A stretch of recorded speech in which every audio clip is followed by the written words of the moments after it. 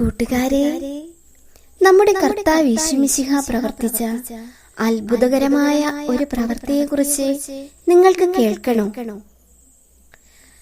ഒരിക്കൽ യേശു പ്രാർത്ഥിച്ചതിന് ശേഷം മലയിൽ നിന്നും ഇറങ്ങി വന്നു. ഈശോയെ അനുഗമിച്ചുകൊണ്ട് ഒരു വലിയ ജനക്കൂട്ടവും അവിടെ ഉണ്ടായിരുന്നു. അപ്പോൾ ഒരു കുഷ്ഠരോഗി അവിടെ വന്നു. കൂട്ടുകാർ കണ്ടിട്ടുണ്ടോ കുഷ്ഠരോഗികളെ? വിരലുകളൊക്കെ മുരടിച്ച് വളരെ കഷ്ടമൊക്കെയാണ് ആ രോഗികളുടെ കാര്യം. ആരും അവരോട് മിണ്ടാറില്ല. അടുത്തു വരാൻ പോലും ആരും സമ്മതിക്കില്ല. അങ്ങനെയുള്ള ഒരു കുഷ്ഠരോഗി ആ ജനങ്ങളുടെ ഇടയിൽ നിന്നും ഈശോയോട് വന്ന് ചോദിക്കുക, കർത്താവേ, അങ്ങേക്ക് മനസ്സുണ്ടെങ്കിൽ എന്നെ ശുദ്ധനാക്കാൻ കഴിയും.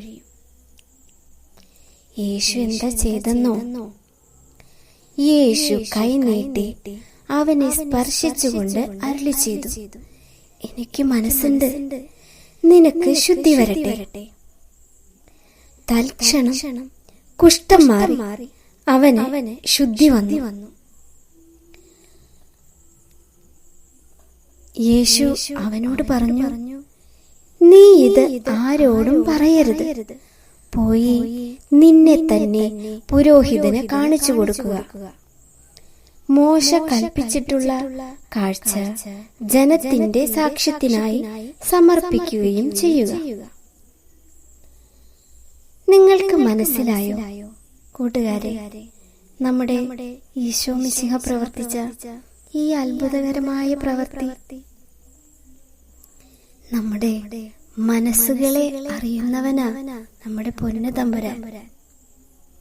ആ തമ്പുരാനോട് ആ മനസ്സുകൊണ്ട് നമുക്ക് ചോദിക്കാം, ഈശോയെ, എന്നെ ശുദ്ധനാക്കണമേ. എല്ലാവരെയും നമ്മുടെ ഈശോ മിശിഹ സമൃദ്ധമായി അനുഗ്രഹിക്കട്ടെ. ആമേൻ.